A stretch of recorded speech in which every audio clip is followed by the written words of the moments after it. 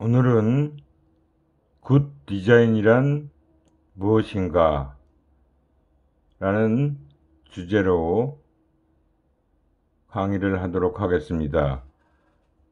진도상 마지막 파트라고 보시면 되고요. 이번 시간하고 다음 시간 또 그 다음 시간 정도까지 이 굿 디자인이란 무엇인가에 대한 내용을 좀 살펴보도록 하겠습니다. What is good design? 이란 이 제목의 내용을 쭉 살펴보도록 하는데, 기본적으로 good design의 의미부터 한번 살펴보도록 하겠습니다. good design이란 어떤 디자인을 얘기하느냐? good design이란 고객에게 좋은 경험을 제공하는 디자인을 의미한다라고 정의를 내리고 있어요. 그 얘기는 고객은 제품 자체가 아니라 그 제품을 소유하거나 사용함으로써 얻게 되는 좋은 경험에 투자한다라는 얘기입니다.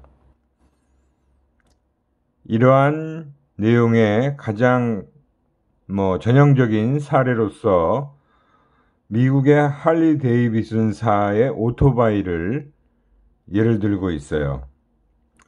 이 미국의 할리 데이비슨사는 우리가 파는 것은 43세의 회계사가 검은 가죽옷을 입고 오토바이를 타고 작은 마을을 돌아다니며 사람들에게 경외감을 주는 것이다. 이게 그 유명한 할리 데이비슨사의 마케팅 전략이라고도 볼 수 있는데요. 단지 오토바이 한 대를 파는 것이 아니라 40대의 한 회계사가 검은 가죽옷을 입고 그 할리 데이비슨사의 오토바이를 타고 작은 마을을 돌아다니며 사람들에게 경외감을 주는 것이다. 와, 저게 할리 데이비슨이라는 오토바이구나. 저 사람이 바로 그 오토바이를 타고 다니는구나 라고 하는 것이죠. 즉 경험을 강조하는 내용이라고 보시면 됩니다. 이와 관련된 내용의 동영상을 간단히 한번 살펴보도록 할게요.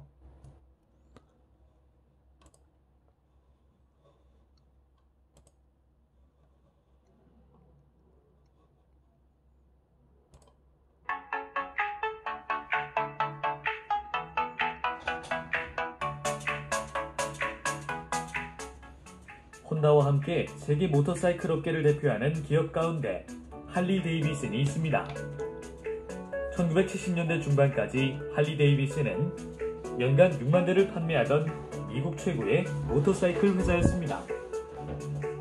그러나 두 번의 석유 파동 이후 저렴한 가격과 뛰어난 연비를 자랑하는 혼다가 미국 시장을 잠식하면서 판도가 달라졌습니다. 당시 할리 데이비슨은 주력 상품이 아닌 소형 모터사이클을 개발했는데 품질 면에서 고객들의 인정을 받지 못해 1970년대 중반 70%에 이르렀던 시장 점유율은 10%까지 떨어지게 되었습니다. 할리 데이비슨의 임원 13명은 독립 브랜드인 할리 데이비슨 컴퍼니로 재도약의 기회를 가지면서 할리 오너스 그룹을 결성했습니다. 호그는 전 세계 100만 명 이상의 회원을 지닌 세계에서 가장 결속력이 강한 커뮤니티입니다. 호그 회원들은 할리 데이비슨 로고를 문신으로 새기고 할리 데이비슨 헬멧과 옷을 입고 갖은 액세서리를 사모으는데 열광합니다. 할리 데이비슨의 직원들 역시 절반은 호그 회원이고 모터사이클 애호가들입니다. 세계 곳곳에서 개최되는 호그 랠리는 회원들을 하나로 묶어주는 역할을 하는 동시에 행사 기간 중 라이딩 외에도 파티, 게임 등을 개최해 참가자들에게 다양한 즐거움을 선사하고 있습니다. 무엇보다 할리 데이비슨이 혼다 등 해외 브랜드와의 경쟁에서 밀려 파산 위기에 놓였을 때 호그는 자발적인 모금 활동으로 할리 데이비슨을 다시 일으켜 세웠습니다. 할리 데이비슨은 모터사이클 대신 역사와 라이프 스타일을 판다는 모토로 브랜드를 고객의 개성과 정체성을 나타내는 하나의 상징으로 탈바꿈시켰습니다. 할리 데이비슨의 고객은 젊음, 자유, 열정이라는 브랜드 이념에 공감하고 그러한 정체성을 원하는 사람들이며 할리 데이비슨은 단순한 모터사이클 제품이기 전에 상징이고 꿈이며 고객 그 자신을 가장 잘 설명하는 도구인 것입니다. 할리 데이비슨이 생산하는 모터사이클은 크루저입니다. 미국이 최대 시장인 크루저는 아메리칸 바이크라고 불리기도 합니다. 그 만족감이란 전통적인 프레임과 최신 기술이 조화를 이룬 감각적인 외형, 엔진 디자인, V형 트윈 엔진에서 나오는 말발굽 소리, 리듬감 있게 움직이는 진동감, 부품 소재 등 다양합니다.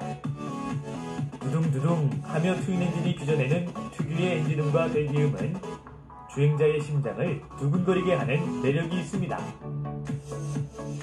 할리 데이비슨의 모터사이클은 남자들 대부분의 로망입니다.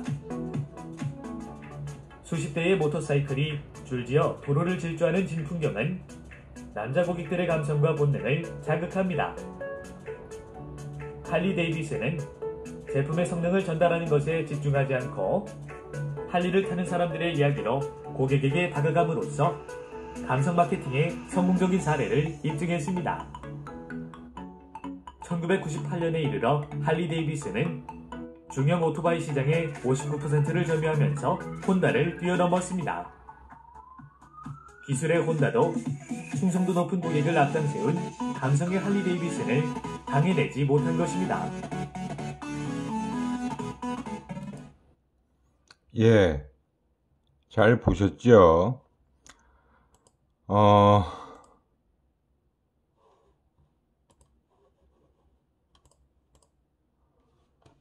여기서 이 할리 데이비슨사가 고객들에게 제품을 파는 게 아니고 고객들한테 즐거움, 그리고 할리 데이비슨 오토바이를 통해서 좋은 경험을 제공하는 그런 마케팅을 펼친 거예요. 그래서 우리가 앞에서도 본 영상에서도 감성 마케팅이라는 얘기를 했었던 것도 그와 연결되는 얘기이기도 하죠. 디자인이라는 것도 결국은 고객에게 좋은 경험을 제공하는 디자인이다라고 볼 수 있어요.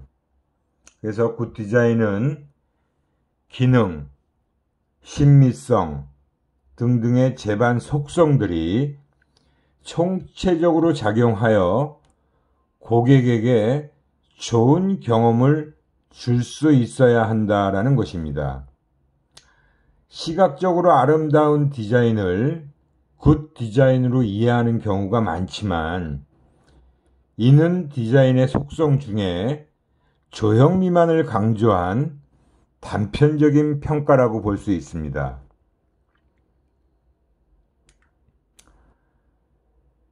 또한 굿 디자인이란 철저하게 고객 관점에서 접근해야 고객이 원하는 좋은 경험을 구현할 수 있다는 점입니다.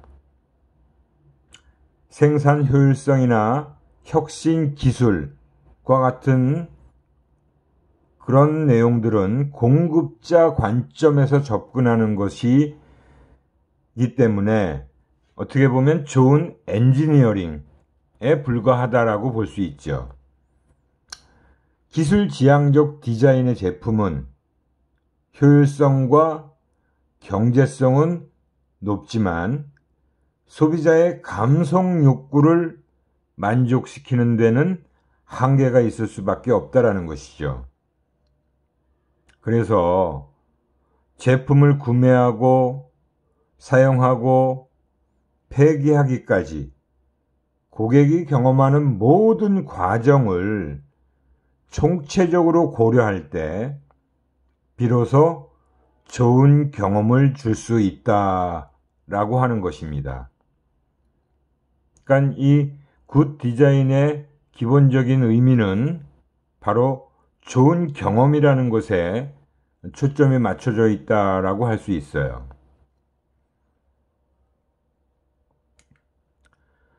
그래서 이거를 일목요연하게 보여준 그림이라고 할 수 있는데, 기업은 고객들에게, 그죠?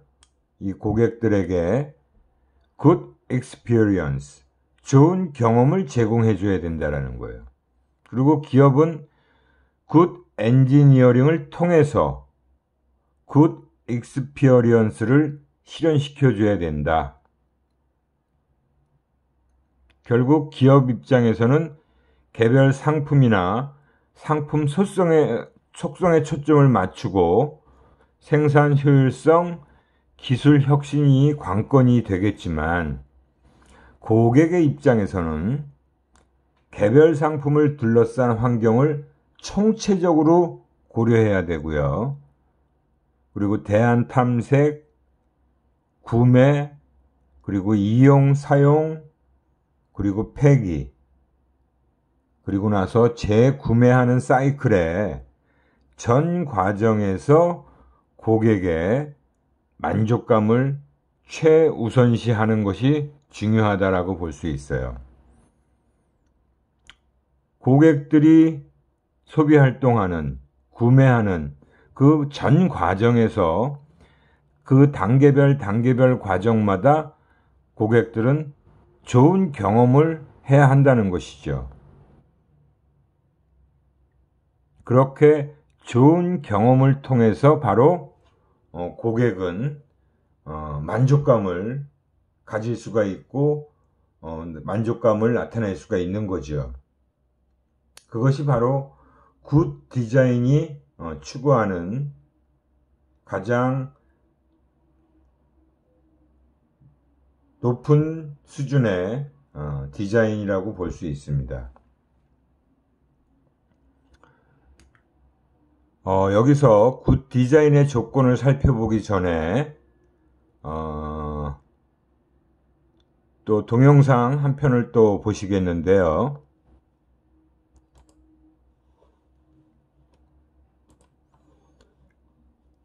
우리가 앞에서 이 디자인 심리학이라는 과목을 소개하면서 제가 책 한 권을 아마 참고서적으로 말씀드렸는데, 그 참고서적에 돈 노만이라는 사람이 아마 지은 책이 있었을 거예요. 어떻게 보면 이 디자인 심리학의 창시자라고도 볼 수 있고, 이 디자인 심리학과 관련된 많은 분야의 내용을 저술한 사람이라고 볼 수 있습니다. 그 돈 노만이 얘기한 디자인이 우리를 행복하게 하는 3가지 방식이다라는 내용의 테드 강연을 한번 보시겠습니다.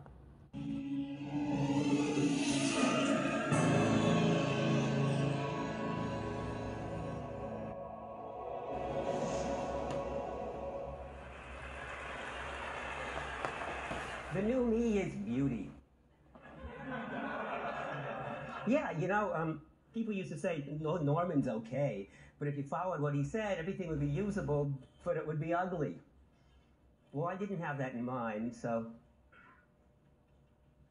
this is neat. Thank you for setting up my display. I mean, it's just wonderful. And I haven't the slightest idea what it does, or what it's good for, but I want it. And that's my new life. My new life is trying to understand what beauty is about, and pretty, and emotions. And the new me is all about making things kind of neat and fun. And so this is a Philippe Stark juicer produced by Alessi. And it's just neat, it's fun. It's so much fun I have it in my house, but I have it in the entryway. I don't use it to make juice. In fact, I bought the gold-plated special edition, and it comes with a little slip of paper that says, don't use this juicer to make juice. The acidic, well, the acid will ruin the gold plating. So actually, I took a carton of orange juice and I poured it in the glass to take this picture.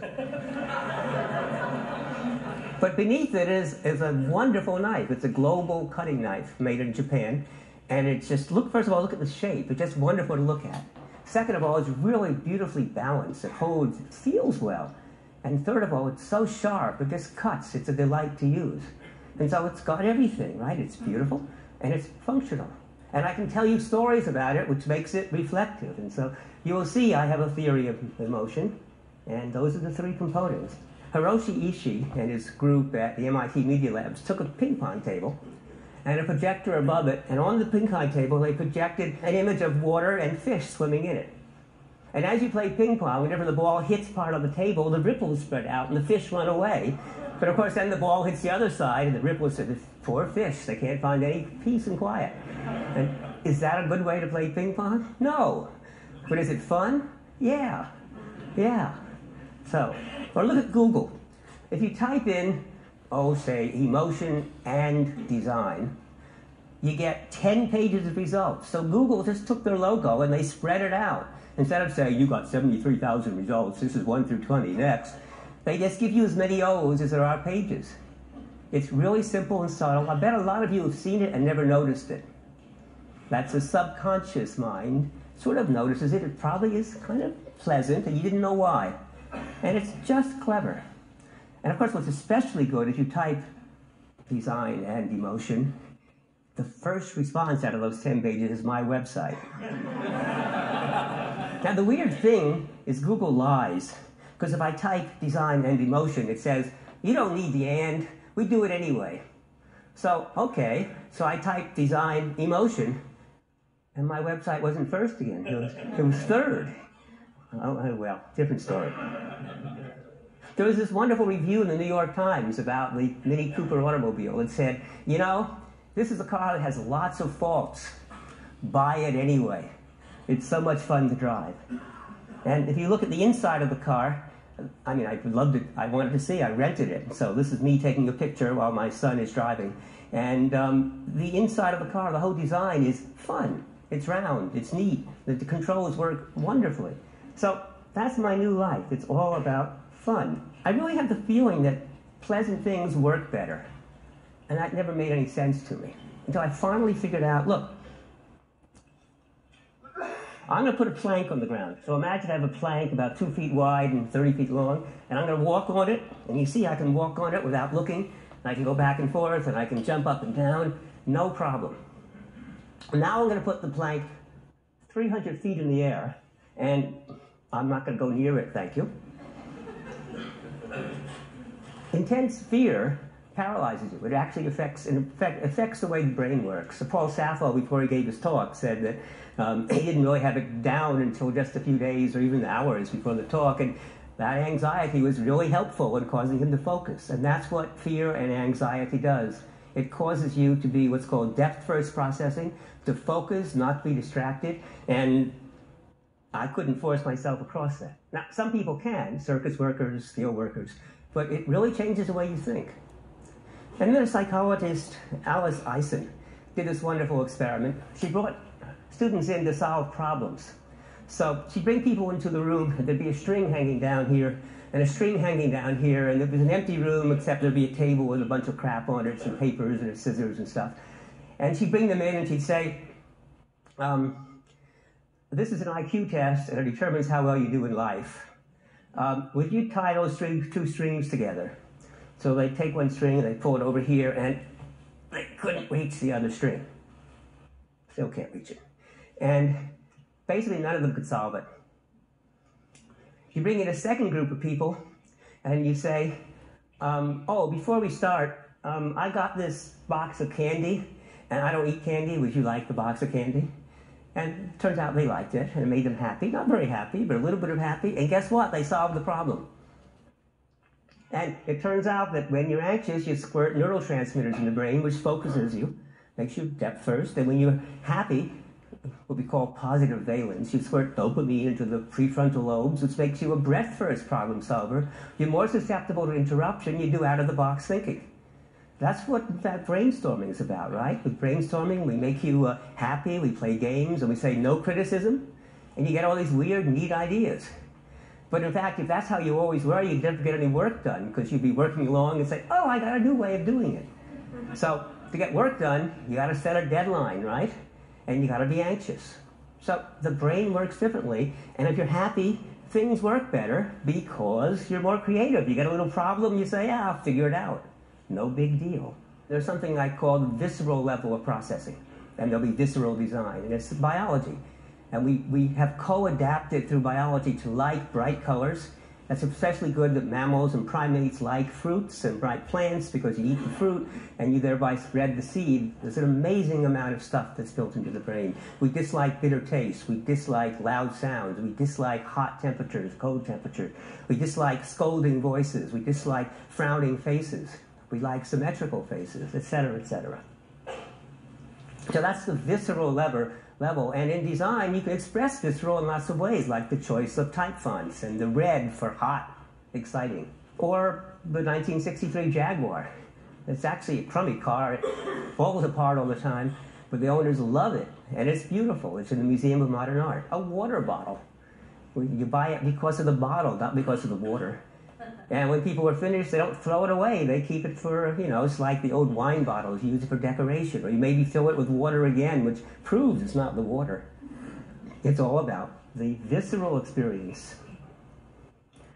The middle level of processing is the behavioral level. And that's actually when most of our stuff gets done. Visceral is subconscious. You're unaware of it. Behavioral is subconscious. You're unaware of it.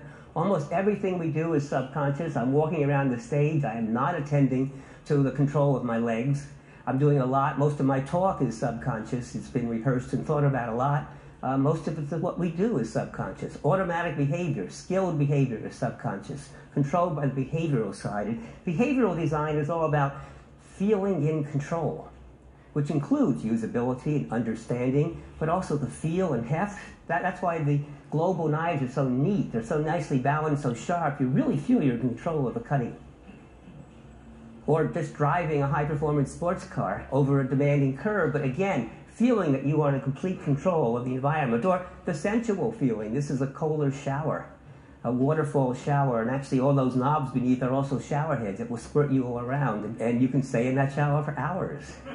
And not waste water, by the way. It recirculates the same dirty water. Or this is a really neat teapot I found at High Tea at the Four Seasons Hotel in Chicago. It's a Ronnervelt tilting teapot. So that's what the teapot looks like, but the way you use it is you lay it on its back, and you put tea in, and then you fill it with water. The water then seeps over the tea, and the tea is sitting in this stuff to the right. The tea is to the right of this line. There's a little ledge inside, so the tea is sitting there, and the water is filling it up like that. When the tea is ready, or almost ready, you tilt it. And that means the tea is partially covered while it completes the brewing. And when it's finished, you put it vertically. And now the tea is, remember, above this line, and the water only comes to here, and so it keeps the tea out. And on top of that, it communicates, which is what emotion does. Emotion is all about acting. Emotion is really about acting. It's being safe in the world. So that cognition is about understanding the world. Emotion is about interpreting it, saying good, bad, safe, dangerous, and getting us ready to act, which is why the muscles tense or relax.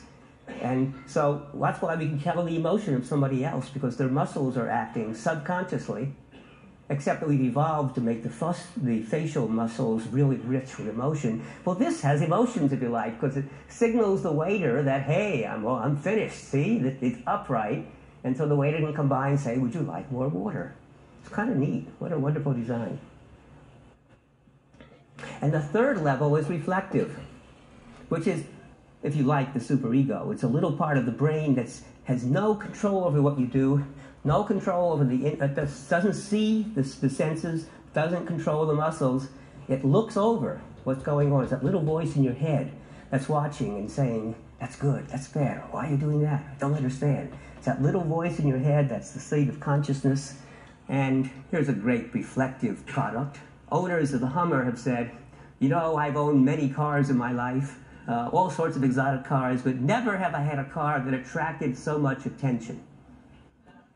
See, it's about attention. It's about their image. It's not about the car. But even if you want a more positive model, this is a GM car, and the reason you might buy it now is because you care about the environment, and you'll buy it to protect the environment, even though the first few cars are going to be really expensive and not very well, not perfected. But that's reflective design as well. Or an expensive watch, so that you can impress people and say, oh, gee, I didn't know you had that watch. As opposed to this one, which is a pure behavioral watch, which probably keeps better time than the $13,000 watch that I showed you.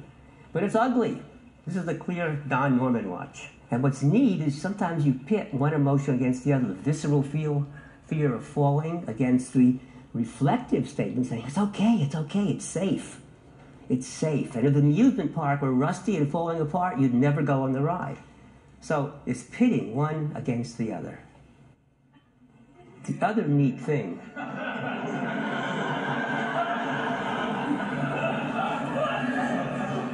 so Jake Kress is this furniture maker, and he makes this unbelievable set of furniture. And this is his chair with claw. And the poor little ball chair has lost its ball, and it's trying to get it back before anybody notices. And what's so neat about it is how you accept that story. And that's what's nice about emotion. So that's the new me. I'm only saying positive things from now on.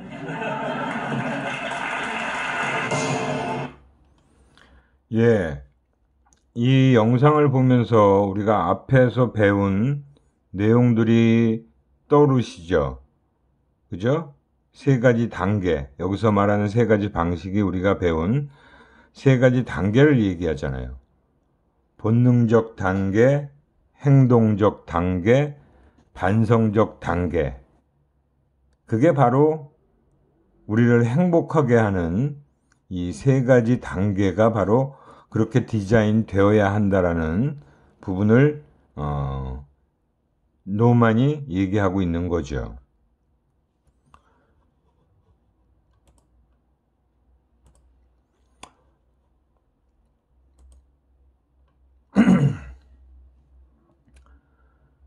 그래서 우리가 굿 디자인이란 무엇인가의 굿 디자인의 조건에 대해서 한번 살펴보도록 하겠습니다.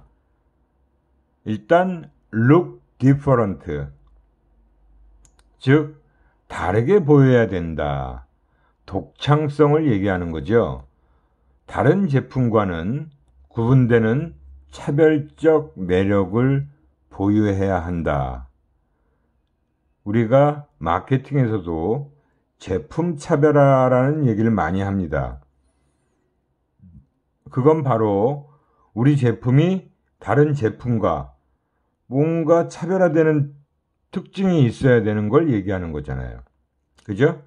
그래서 이 디자인도 look different, 뭔가 차별적 매력을 보유하고 있어야 된다는 것이 독창성 측면을 얘기하는 겁니다.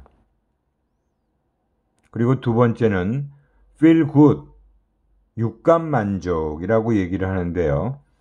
여기서 이제 우리가 오감이다라고 얘기하면 시각, 청각, 후각, 미각, 촉각, 그리고 교감, 이 더해져서 육감이다라고 얘기를 하는 거고, 교감은 제품이 주는 느낌을 얘기하는 겁니다. 그래서 이 모든 감각적 요소를 개선해서 사용자의 감성적 욕구를 충족시켜줘야 한다는 것입니다. 이게 바로 육감 만족이라는 조건이에요. 그만큼 우리 인간의 오감과 교감까지, 그죠?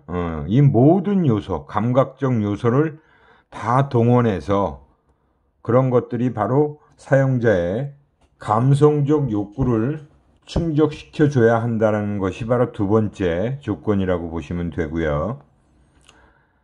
세 번째가 easy to use예요. 즉 사용 편의성이라고 얘기하는 거죠. 기본적으로 안전하면서 신체적 그리고 인지적으로 사용하기 쉬우며 본래 용도 및 기능에 알맞게 작동해야 한다는 게 바로 사용 편의성을 얘기하는 겁니다. 아무리 독창적이고 육감을 만족시키는 그런 디자인으로 만들어진 제품이라 하더라도 우리가 신체적으로 또는 인지적으로 사용하기 어렵다면 그건 문제가 있는 거죠. 그리고 본래의 용도나 본래의 기능에 충실하게 제대로 작동해야 한다는 것이 바로 사용 편의성이라는 조건을 충족시켜야 역시 굿 디자인이다라고 할 수 있는 겁니다. 그리고 아이덴티티, 정체성이라고 하는 측면이에요. 기업의 디자인 철학이 일관되게 반영되어 기업 고유의 이미지를 구축해야 한다라는 것입니다. 우리가 최근에 그 자동차 신제품 나오는 것들을 보면 몇 년 주기로 그 차에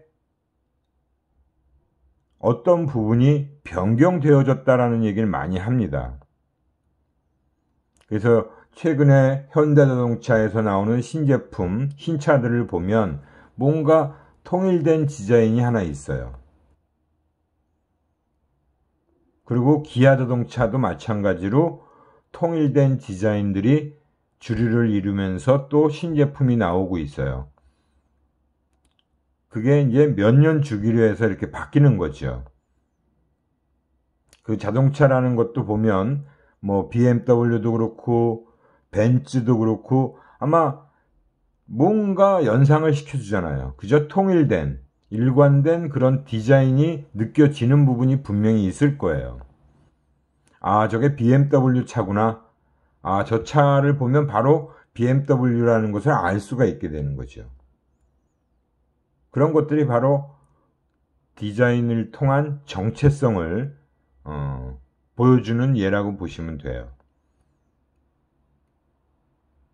우리나라 국내에 있는 기업들도 요즘은 디자인에 많은 투자를 해서 디자인을 통한 기업 이미지를 확실히 구축해 나가고 있고 이미 구축한 사례들도 굉장히 많습니다.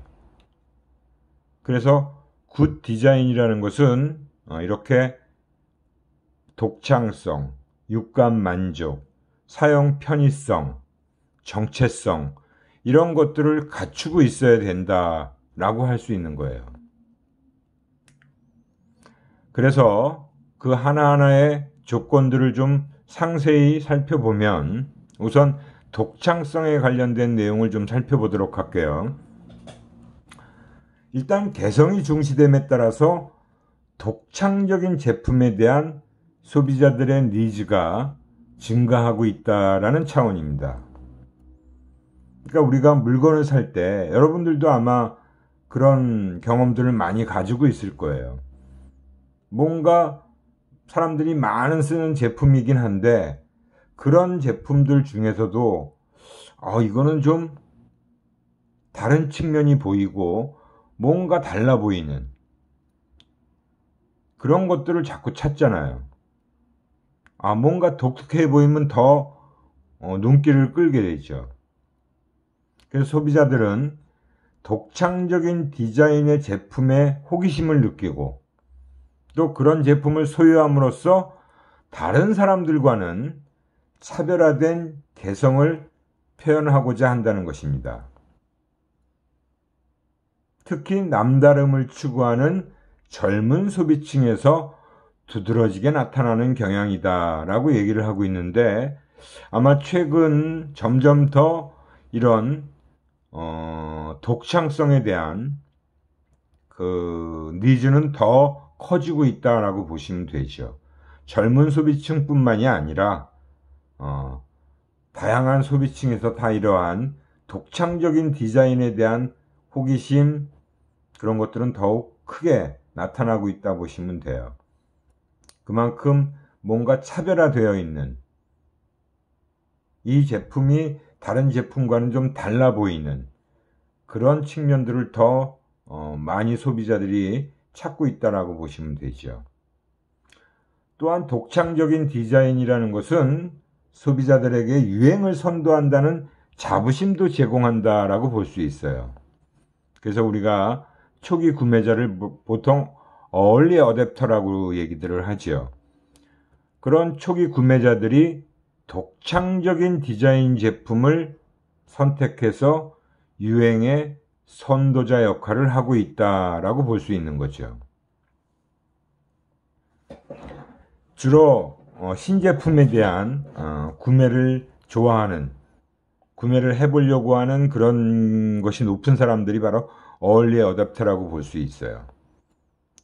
0.6초의 승부에서 소비자가 선택하는 것은 독창적인 디자인의 제품이다.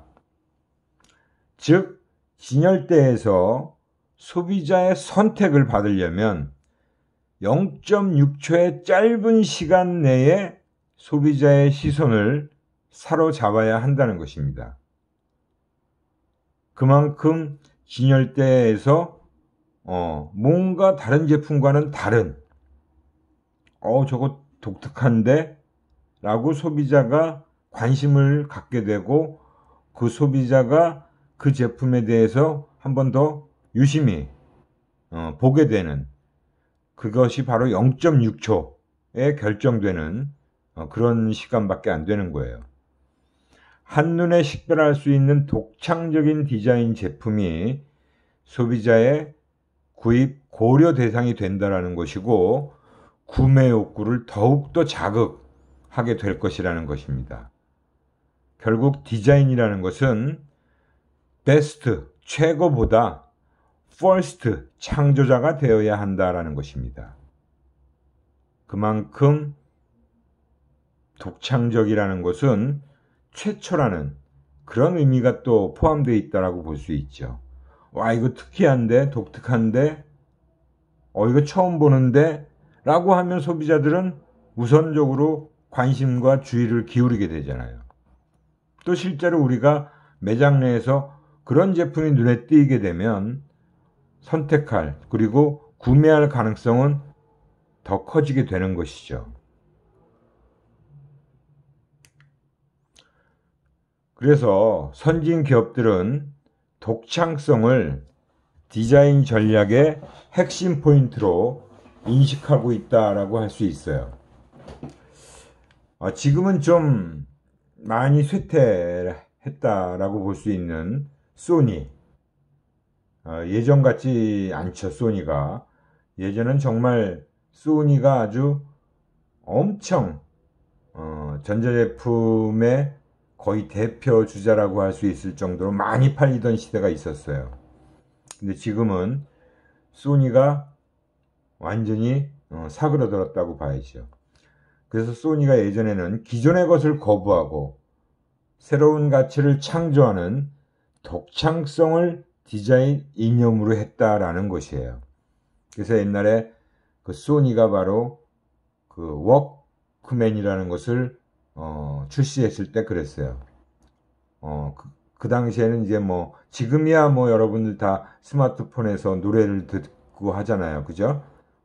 앱을 통해서. 근데 예전에는 그 테이프를 듣는 그 테이프 하나가 딱 들어갈 만한 크기의 녹음기라고 볼 수 있는 거죠. 그 워크맨이 아주 선풍적인 인기를 끌고 엄청나게 팔렸던 것도 소니의 그런 마케팅과 그 다음 디자인과 그런 독특한 제품을 만들어냈기 때문이었죠.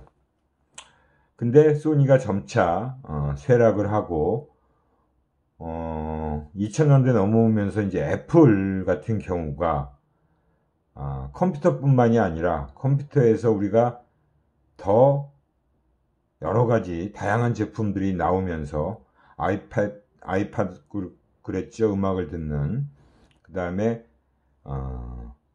지금 스마트폰에서 또 삼성과 양대 산맥을 이룬다라고 할 수 있을 정도로 애플, 아이폰이 그렇잖아요. 그죠?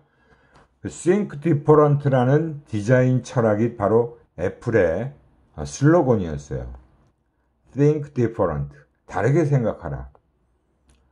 그런 디자인 철학으로 혁신적인 디자인의 제품을 개발해 수차례의 경영 위기에서 탈출했다.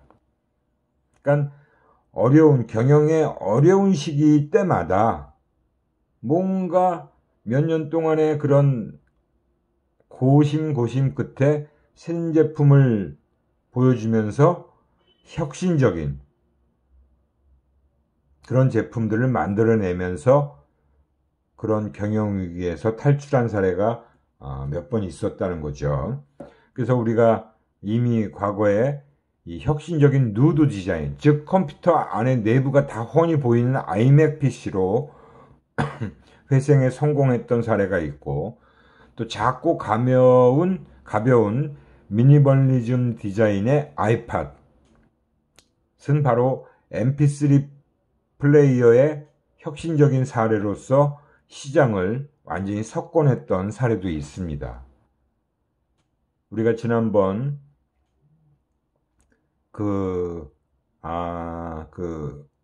이 애플의 그 CEO였던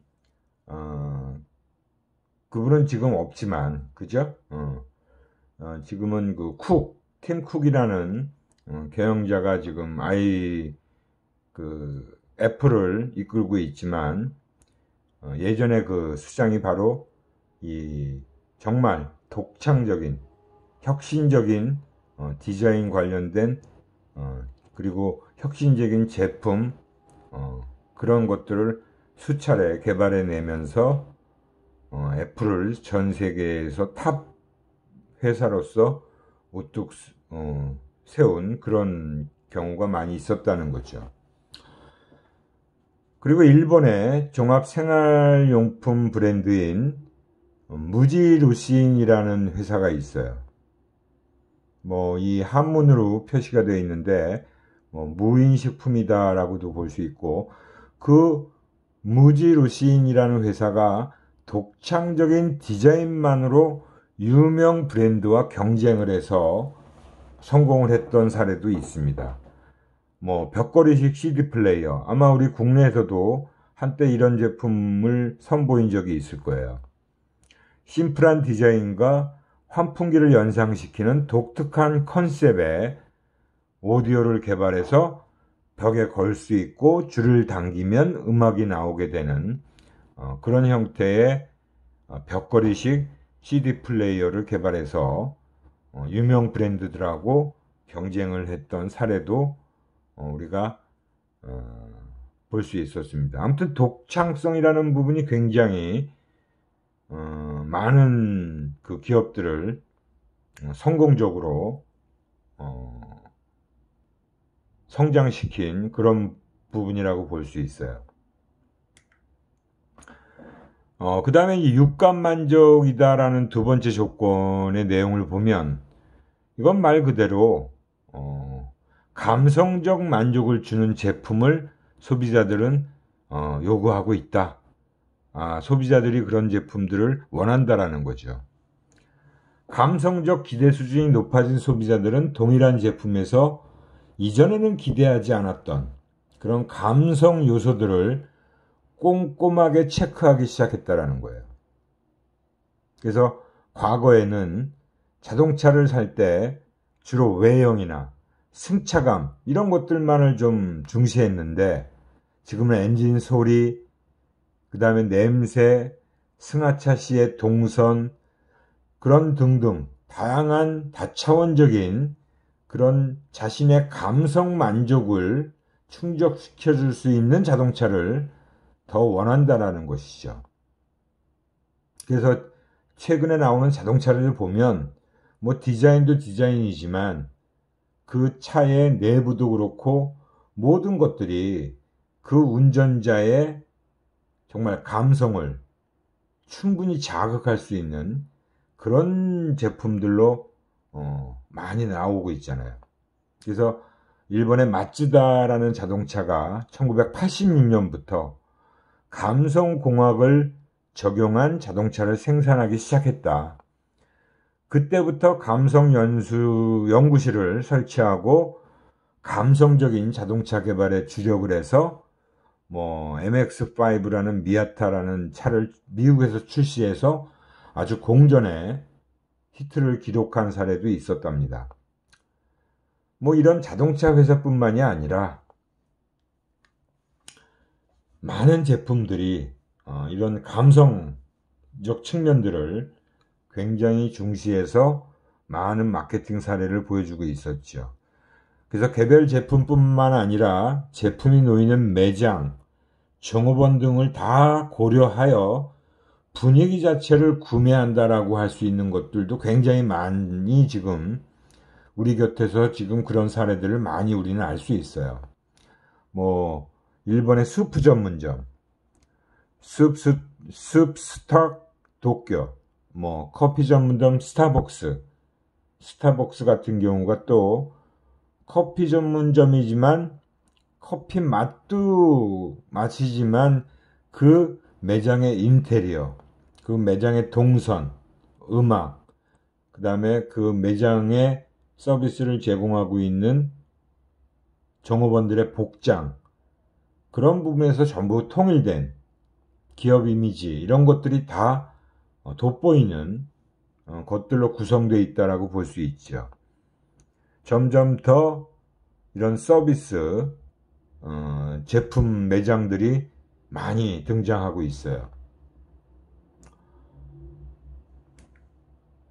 그리고 이제 은행, 뭐 호텔, 놀이공원, 쇼핑몰 이런 데가 감성적 공간 디자인이 굉장히 발휘되는, 그래서 그걸 통해서 고객 만족을 높이고 있는 그런 어떤 업종들이라고도 봐야겠죠. 기존의 제품과 비즈니스의 감성을 강화해서 부가가치를 높이거나 새로운 시장을 창출하는 그런 것들이 다 육감 만족과 관련된 거예요. 핵심 기능은 그대로 유지한 채로 감성적인 변화를 줌으로써 새로운 시장을 개척하는 거죠. 제조업체들이, 그러니까 다른 제품들을 만들어내는 제조업체들이 패션 기업들과 비즈니스 제휴를 통해서 제품의 감성적 디자인 가치를 높이고 고부가 가치화를 꾀하고 있다.